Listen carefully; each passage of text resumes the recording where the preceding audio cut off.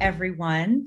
My name is Kristen Syrett, and I am an associate professor in the Department of Linguistics and also the chair of the Research Advisory Council in the Language Engagement Project. And I'm very excited to welcome together the panelists and presenters for tonight's webinar on the topic of language and social justice. And as many of you know, this is a topic that has been important to many of us for a while now, but has become even more pressing given the kinds of events that are happening in our country and around the world. And we've gathered together 3 faculty members from the School of Arts and Sciences here at Rutgers University, New Brunswick, to talk about ways in which they have successfully incorporated issues related to the connection between language and social justice in the classroom, and ways in which they have done this in their reading lists, in their bibliographies, in their class content, and with their engagement with the students. So to complement the faculty, we have a wonderful collection of students from linguistics and anthropology who are brave enough and generous enough to share their perspective on specific questions I've asked them to consider in advance of this webinar. So the structure of the webinar is as follows. We'll start off with the faculty perspective, and we have talks from Viviane Déprez in linguistics, Charles Häberl in AMESALL, and Kathleen Riley in anthropology. And each of them will take up to 15 minutes talking, probably a little bit less. And that will give us a sense of how faculty in the School of Arts and Sciences here at Rutgers have addressed this issue. And that'll very nicely segue into student perspectives from these undergraduate students who are going to talk to us about why it matters that we as instructors incorporate issues of social justice into language and linguistics, and why these 2 topics are so closely connected. So without further ado, I will stop talking, and I'm very happy to introduce my colleague in linguistics, Viviane Déprez. And Viviane will be talking to us about unbiased perspective on French grammatical gender. Okay, good evening, everybody. So since I have 15 minutes, I'll be trying to get into the topic fast. Essentially, this is a lecture I hold in one of my classes, which is on French syntax and French morphology. And as you will see, it unravels a perspective, a biased perspective. And this is what I want to talk about. So the goal of this talk is not to talk about what we can be called transparent bias, namely bias of expressions, which can be demeaning of all sorts of expressions. But what I want to talk about is a bias that is more hidden and some often entrenched and actually goes unnoticed most of the time. It's a bias or perspective of how we look at things. And this bias is not offensive, but it's pernicious. And sometimes it has, and in this case, important consequences on how we teach the grammar of the language. Okay, so let's have a look at it. It concerns how French adjectives agree, or more exactly, how it is taught that French adjective agree in gender. So basically, let's look at the rule that is usually taught. And the rule that is usually taught is that adjectives have a masculine form, and you add an E to the masculine form to make it feminine. So here we have examples. You look at an expression noir for black cat, and the feminine is formed by adding this E at the end. And then we have the same thing with another adjective, which is heavy, un sac lourd, and you add an E at the end of this adjective to make it feminine. Same with petit, which is a prenominal adjective, you add an E at the end. So that's how the rule is presented. And the rule is assumed to be even more general than adjective because it applies to certain nouns. For instance, the feminine of cat is chat with an E here. And then the feminine for son is fille, fils, fille, with an E again. And then it also applies in determiners where we have a masculine, and then the feminine form is une with an E at the end. Okay, so what this rule conveys is basically this. The masculine form of the adjective is the base form, and we need a rule to derive the feminine form, and the rule is adding an E. So we have a perspective where, Eve was the base form, Adam was the base form, and Eve was derived from Adam's rib. And the same we get here from French, where the feminine form is derived from the masculine form. So this appears natural. This is straightforward. Why bother? We are in a wonderful world, as Candide from Voltaire always says. So what's the problem? Well, it shouldn't be a problem because we all know that grammatical gender is not really related to sex. So, why do I have a problem with this view? We know it's not related to sex, and here are a few examples. For instance, in French, we say, this woman was the witness to an accident. The word witness is genderless, whether it applies to a woman in this case or a man, and it's masculine in this case. The victim was a man of 40 years old, about, and the victim is also genderless because here it's a feminine noun, but it applies to a man, and the victim was a brute in this case. And this is a feminine noun, but it also applies to a man. So yeah, we have evidence that sex and gender is actually not connected. So why do I have a problem with the feminization of adjectives? Well, I have a problem with this because we need to look at it somewhat from a different perspective. In linguistics, we don't look at writing in language. We look at oral languages, and that's the languages that we are interested in. And that's the systematicity that we are interested in. What happened in oral form of languages, written forms of languages are forms that are supposed to encode what is happening in the oral form. And we all know that they're very imperfect systems of encoding, but in any event, they're not the basic of the language, they are the encoding of it. So as linguists, we look at the oral language. And let's go back to our feminine rule, feminization of adjectives, and see what happened from the oral point of view.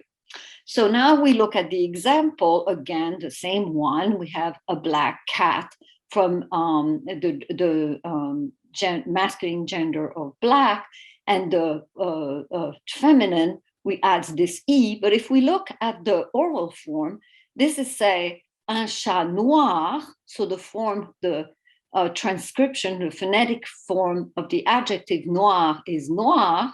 And then we look at the feminine form, and well, surprise, it's exactly the same. There is no change at all. So let's continue our investigation in the same examples that we had before. Un sac lourd, here what we see is the masculine form, and we say lourd, and he will look at the feminine form, and the feminine form is pronounced une valise lourde with a D. So what has happened here is that the feminine form added a D to the masculine form. It didn't add an E. Okay. So what happened? Next example, we have a similar example here. We have the masculine form of the adjective, un petit-fils, a small boy. And this is the masculine form. We look at the feminine form. Again, what happened is we have petite, and the pronunciation is we have a consonant that we didn't have in the masculine form in the feminine form. So the feminine form looks like it's adding a consonant, not at all a vowel and not at all an E. So what did we observe? Well, in fact, it's never the case that the feminine form of the adjective is formed by adding an E. So where this rule come from, the feminization rule actually does not apply. So what is actually going on? We saw two different cases. One case where there was no difference between the masculine and the feminine, and one case where the feminine basically added a consonant to the masculine form, not a vowel. Let's look at the first type of cases. The first type of cases, basically, when we look at the language, we see that in fact, French has a lot of lack of use of gender. So looking at the dictionary Petit Repère, we have 30% of the French lexicon that can be used in both gender. Words like invalide, propriétaire, malade could be masculine or feminine, it doesn't matter. 60% of lexical unit have also invariant forms. So they have a form that varies in the spelling. Ami, ami, we add the feminine E, but this feminine E is not pronounced. So basically the forms are equivalent. So let's now look at our case B, namely the case where we had an added consonant. So we add a bit more example to see whether we can come up with a rule. So let's look at the rule. And here we have the masculine form. We have petit. And here we have the feminine form. We already saw that one, petit. We'd add a T. Here we have a masculine form, gris, which means gray. We look at the feminine form and we add a Z. Here we have a masculine form for green, vert. We add the T for the feminine form, verte. Again, grand, we add a D for the feminine form. Franc, we add a K or sh, sorry, this is franc, franche in French, so it's a sh sound that is added. And this is gros, grosse, and it's an S sound that is added. This is long, long, it's a G sound that is added. So, well, when we look at our rule, now we're in trouble, yaks, there's the added consonant can be different in every case, and it's not predictable. So what happens? We have no rules. Well, in fact, no, that's not what happens. We have a very simple rule, except that we just need to change our perspective.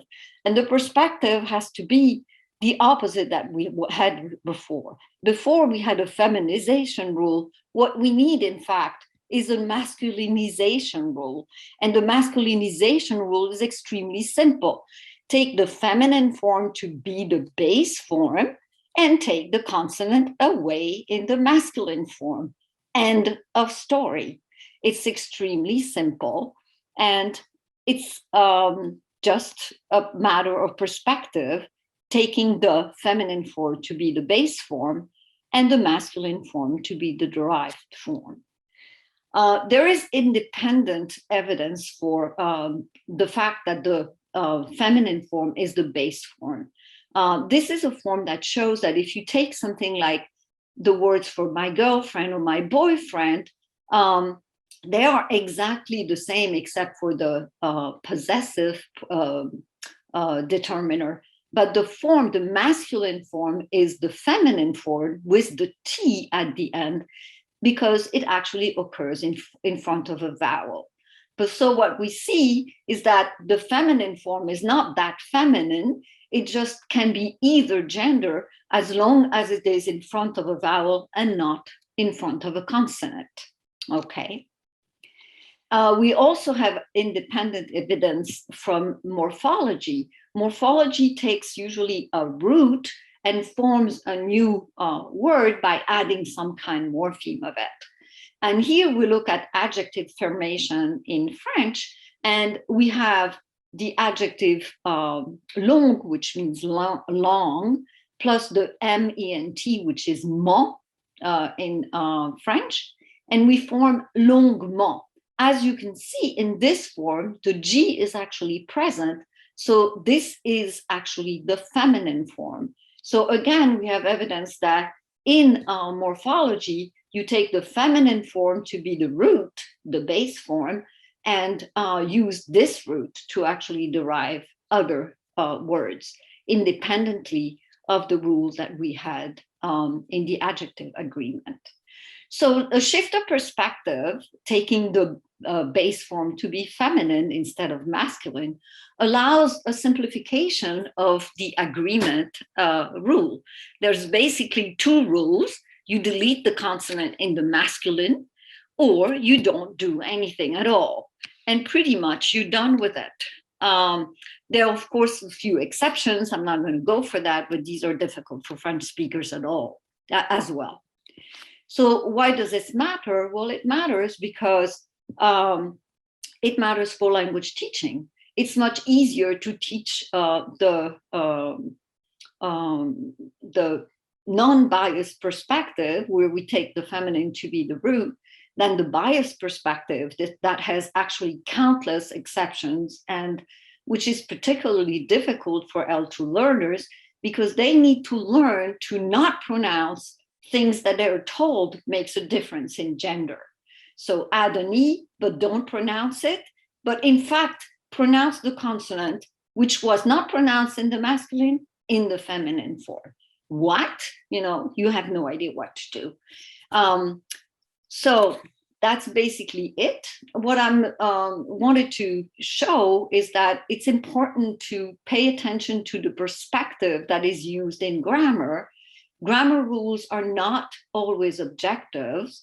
They can be just as biased as other rules that we have. And it's not seen, and it's pernicious, not obvious. And it has consequences for language teaching. Thank you very much. I'm done. Wonderful. Thank you so much. That was just an amazing shift of perspective, very refreshing one. I will say, and also thank you very much, Viviane, for obeying the time limit. Wonderful model that you're setting for the upcoming speakers. Chuck, no pressure, but if you can go ahead and stop sharing, Viviane, and then Chuck can go ahead and share his screen. Yeah.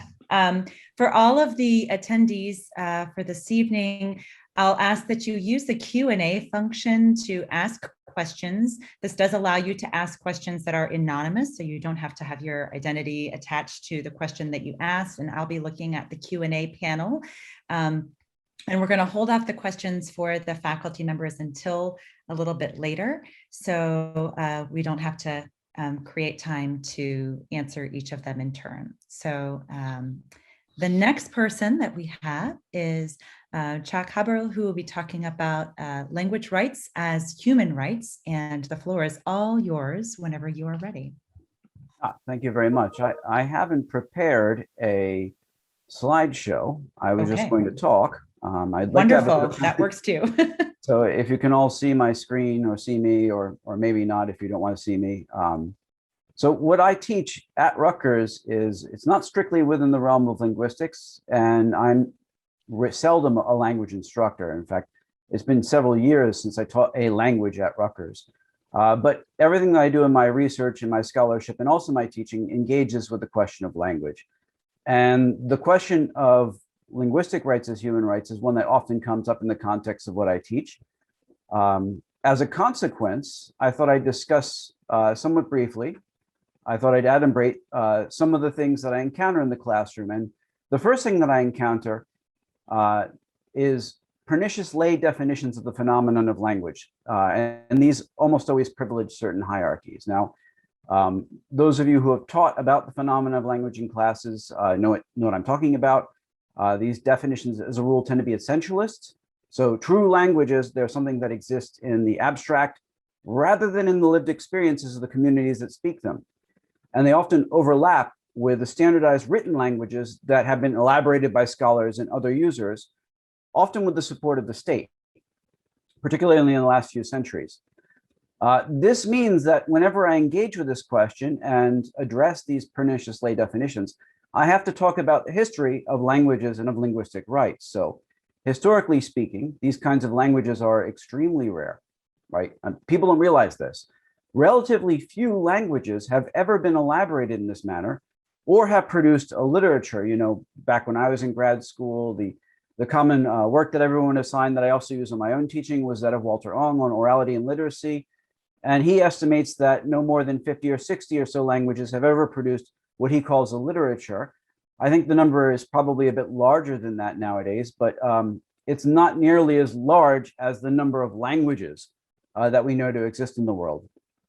Now, those that do have these elaborations, these written forms, these literary languages that have the benefit of a literature, a written literature, I should say, enjoy considerable prestige over those that do not.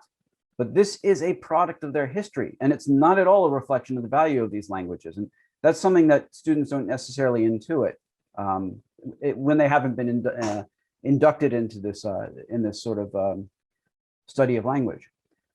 Perhaps because of the rarity of these literary or learned languages, there was really historically no contradiction between speaking one form of a language and reading or writing in another, or even in another language entirely.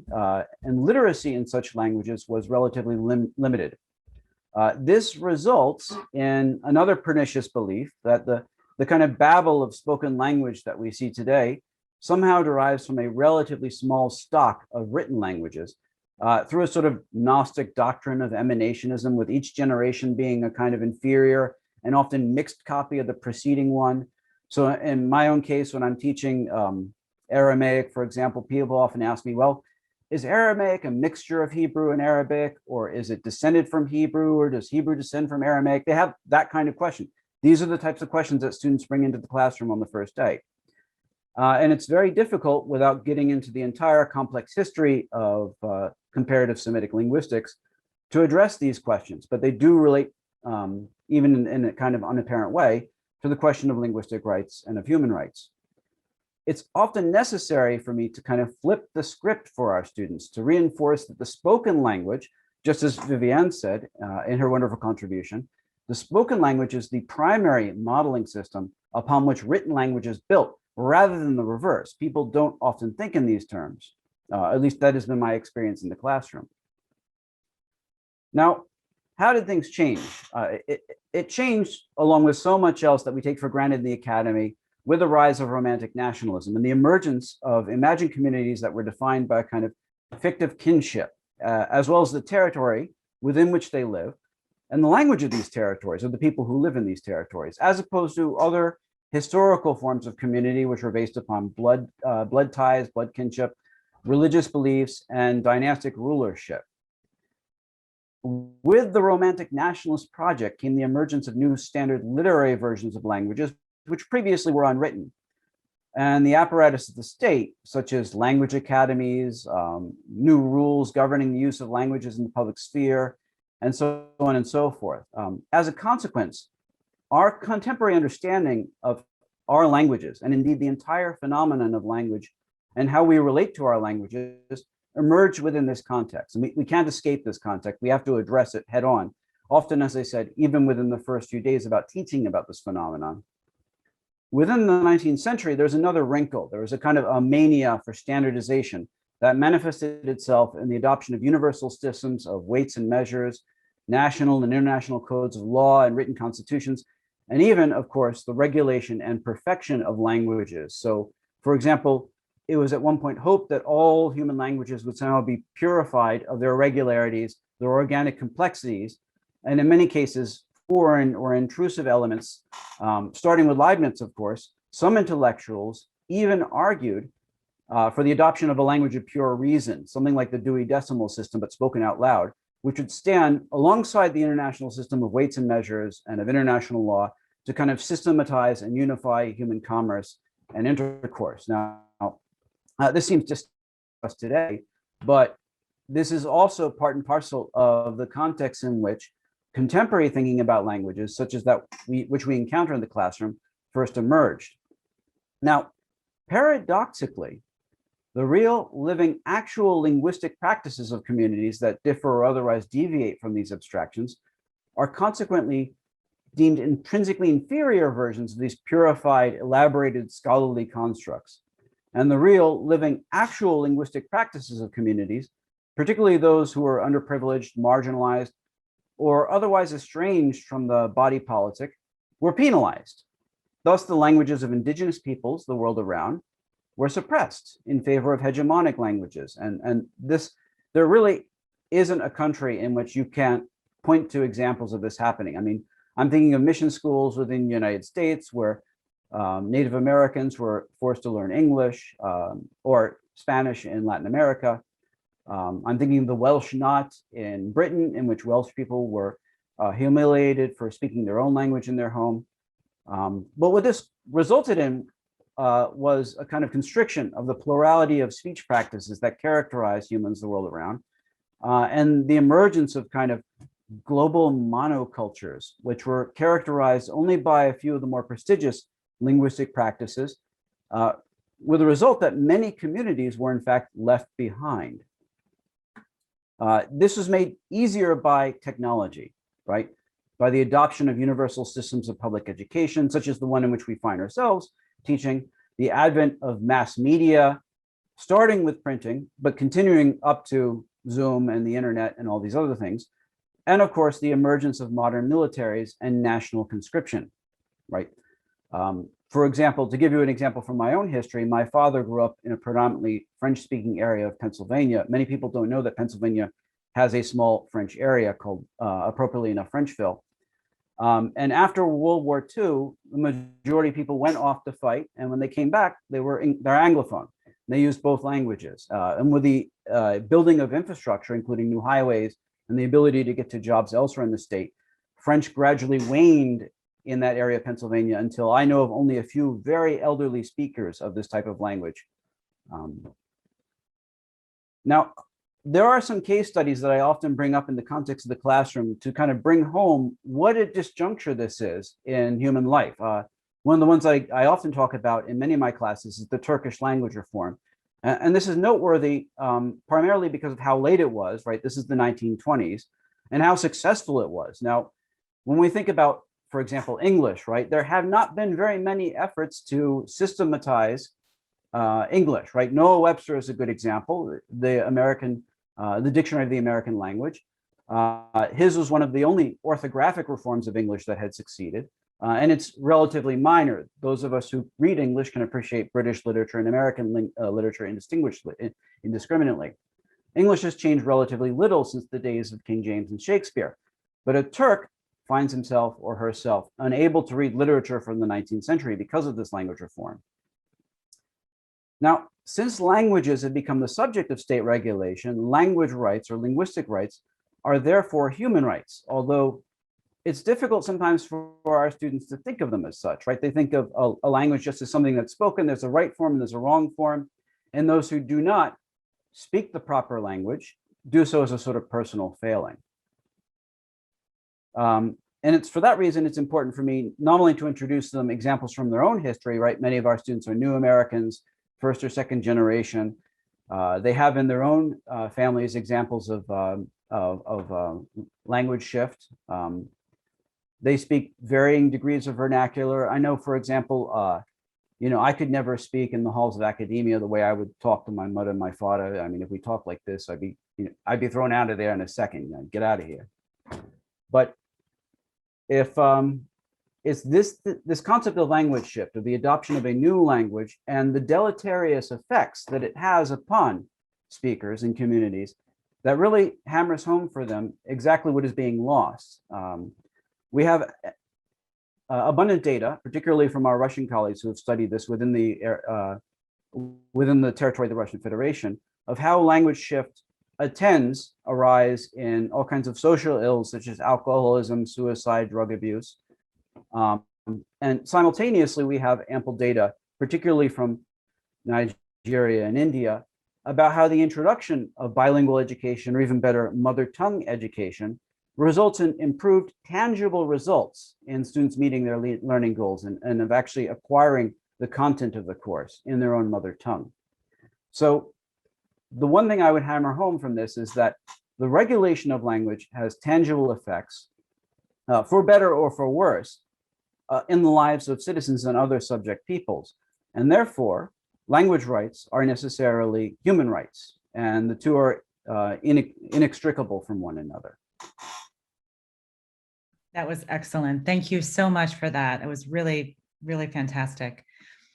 As I mentioned earlier, we're going to hold off the questions until after the faculty have spoken. And so at this point, if you have any questions for the last speaker, you can put them in the Q&A panel and we'll be addressing them. I know that there is at least one for the first speaker. And we'll continue to move on to our third faculty presenter for tonight, Kate Riley, who will be talking to us about activating awareness of the power of words through ethno-linguistic fieldwork within and beyond the classroom.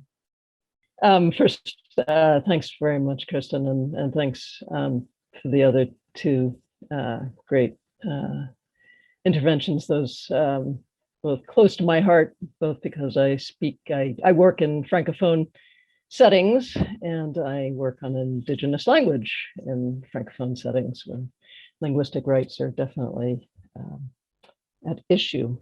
But I'm going to be speaking first very generally about semiotic awareness and raising it in the classroom. And then I'm going to be setting the stage to turn it over to the students themselves to see how this all works. So first, just very generally, I want to say, what is semiotic awareness and how does it relate to language and social justice? So semiotics is the study of signs, and signs, for example, words, do things, right? They do things in variable ways and with variable consequences. And we are all variably aware of this to some degree or another. I'm going to have to adjust this a bit. Okay. So I also want to say that human semiosis is happening everywhere all the time, and it's happening variably. So in other words, humans across time, that is history, and across space, geography, and social contexts, use a range of sort of multisensual, with all our senses, and multimodal in all kinds of forms of communication. We use semiotic forms, that is, signs, with a range of ethno-linguistic meanings and with a range of potential to do very powerful things, and in a range of powerful ways, depending on micro contexts, that is the immediate sociocultural settings, and macro contexts, the larger political economic structures that these signs are being used within.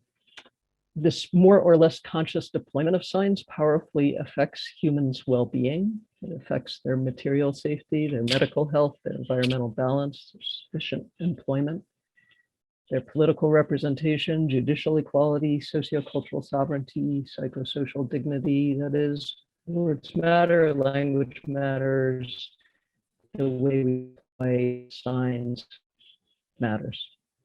So how do you activate awareness of the power of semiosis?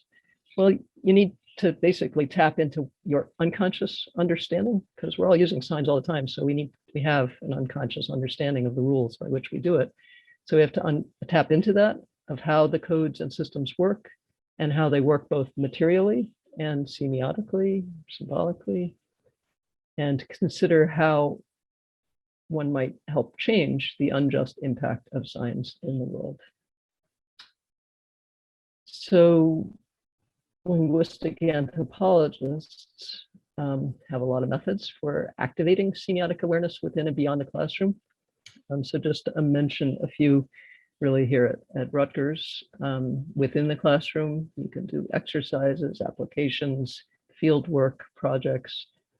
These are faculty imagined and designed, and then student implemented. There are various research programs that allow us to involve students in, for instance, GERT projects, ARESTI. These allow faculty members to imagine projects, and then students have more or less input into designing and then implementing them. And then there are senior theses in the anthropology department where seniors create, they imagine, they design, they implement and faculty mentor these projects. So how do these projects get figured out?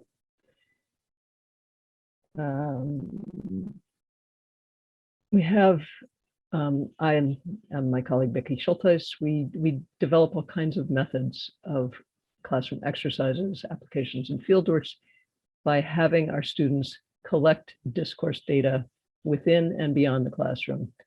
So we go on the web, we get public discourse, news, social media, the great literature, comedy.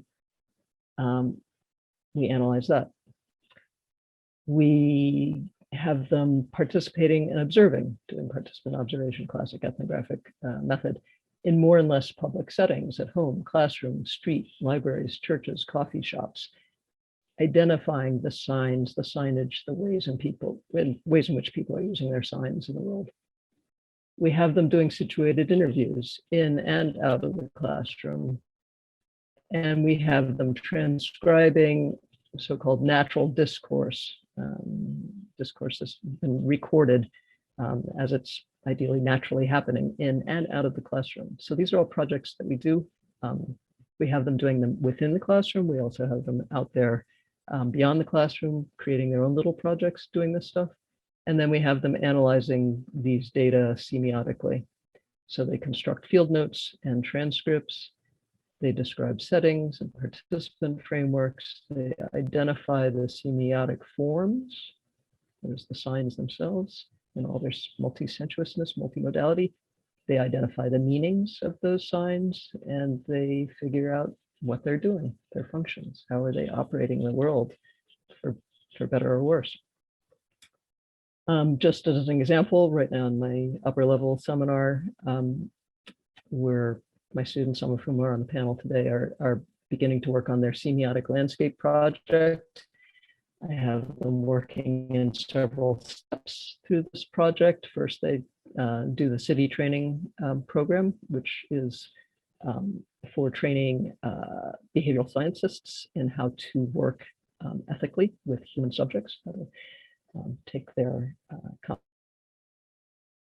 confidentiality and autonomy into account such that we not harm them. Then the students create a proposal of how they've chosen some spot, some context, some setting in the world to try to get some little window on what's going on, how people are using signs in that specific place in the world. So they next go on to ethnographically describing the signs. And when I say signs at that point, I actually mean physical signage in that place, that semi-public place that they've chosen, and then to analyze any kinds of interactions that humans are having with those signs and with each other around those signs. They then interview a couple of interlocutors in these settings, and frequently this means that they're walking up to strangers and asking for interviews. This is, a skill in itself. Can be quite a sensitive and interesting first experience of research to approach people like this.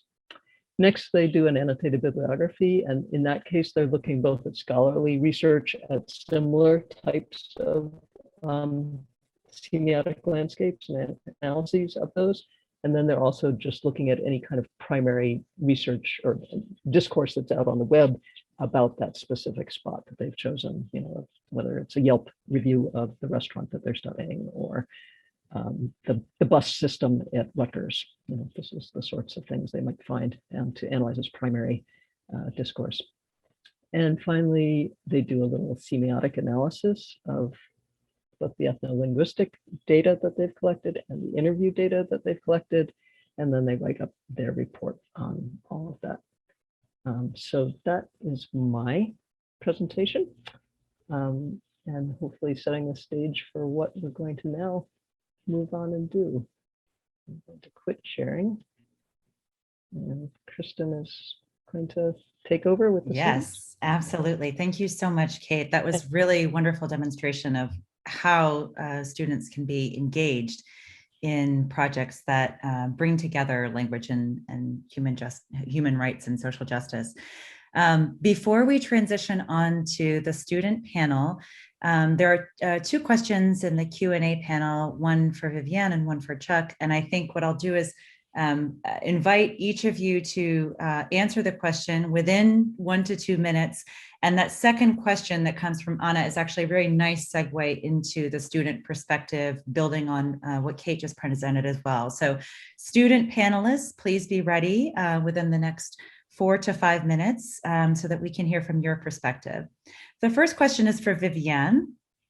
And the question is one about gender in French. The question poser says, I recently saw a conference presentation in which the researcher examined how a non-binary student struggled to express their identity in French. The student told the student that there was no non-binary pronoun in French, and the student would need to choose either the feminine or the masculine pronoun and adjectives. The student ended up choosing the feminine form, and the teacher then kept misgendering the student when talking about them, not only in French, but also in English. So what would your advice be for French learners and teachers in similar situations? And you'll have to unmute yourself, Viviane. So yes, this is a complex issue because the user pronouns in French, you can't really get away from either using il or elle, except that il, so even the unfortunate situation is that normally gender in French is neutral when we get to the plural system. So in the singular, you have la and le, and that is distinguishing feminine and masculine nouns. But in the plural, you actually have a neutral form. But that is not true for subject pronouns. So in general, already, the object pronoun has a gender neutral one, which is the plural form.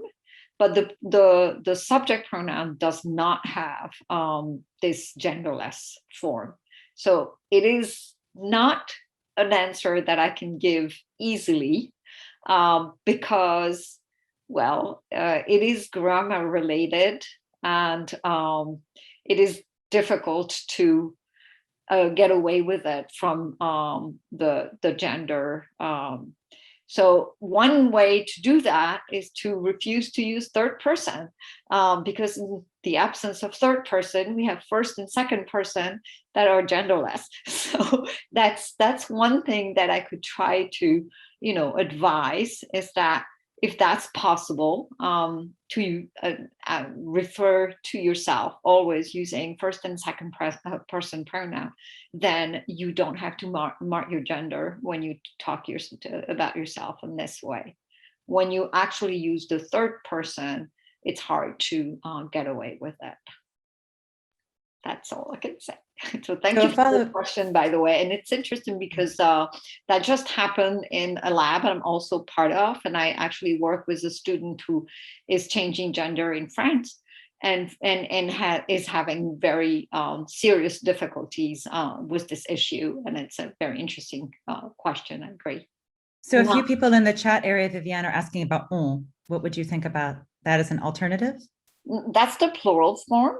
And yes, that's actually it's like nous is also genderless. So all plural, all forms that are not third person, of course, on is kind of third person, but usually used for first person plural, on meaning nous. Then these are not gender work, and yeah, you could try to use this nous, on, etc. Yeah. In this case, that would be genderless. Yeah. Okay, thank you. And there's a question for Chuck. So how can an awareness of linguistic diversity be weaved into the curriculum from the perspective of inclusion? How can departments and instructors acknowledge, reflect upon, and build upon the diverse linguistic heritage of our students? And do you feel linguistic diversity is currently part of the institutional conversation we're all having on DEI, diversity, equity, and inclusion? So these are some big questions. I would expect no less coming from Anna, but you are welcome to field any of them or all of them. All right. Well, yeah, those are incredibly important, big and difficult questions, you know. Language is incorrigibly plural, and I think our human experiences are also incorrigibly plural. One of the concerns I have about the situation we find ourselves in American academia, and this is not unique to Rutgers at all, is that increasingly our students are kind of given the impression that there is one standard, correct, and necessary form of communication. It's this academic English that all of us in particular struggle to control, whether we are native speakers of English or if we speak another language in the home. And I don't think that our curriculum accommodates that necessarily in an inclusive manner. The possibility of there being other ways and modes of communication, not just in English, but in other languages as well. So famously, Rutgers is a top-notch tier 1 research institution for which our students, our undergrad students, are not required to graduate having set foot within a language course at Rutgers. And I think this is kind of deleterious upon their personal and professional development. That's one concern I have about the way that we deal with the phenomenon of language here at Rutgers. Not to criticize Rutgers in particular, I think it's a failing of the higher education in general. Another thing I would like to say is that we need to place more emphasis upon those languages which are struggling. They're endangered for a variety of reasons. We classify those as lictals, which is kind of a difficult misnomer. It highlights upon their inability to thrive in the academic marketplace. But there are languages for which there are not necessarily a built-in constituency, right? For professional or demographic reasons here, that should nonetheless be offered. I would, for example, I'd advocate for a course on Lenape here. Very few of our students have Lenape ancestry, but we're living upon Lenape lands. And one of the units that I include in my course that I'm teaching right now on endangered language consists of going to students' various hometowns on the map and pointing out the Lenape origins of the names of their hometown. Very often they're aware of these things. In some cases, they're not aware at all. They have never even given a thought to the fact that they're trotting upon native lands. And so to have support for Lenape in our curriculum in an inclusive way, I think would really highlight what it is to be a student in the state of New Jersey. And I think it would be entirely in keeping with our diversity agenda. So I hope that answers the question. I think that's a fantastic answer, but of course, Anna will jump into the chat area if she feels like there's something else left to say there. Really, really fantastic. So I'm going to turn off the recording right now because I want the students who are here as part of our panel to feel perfectly welcome and in a safe space. And I don't want for any personal perspectives to be recorded. So I am turning it off for now.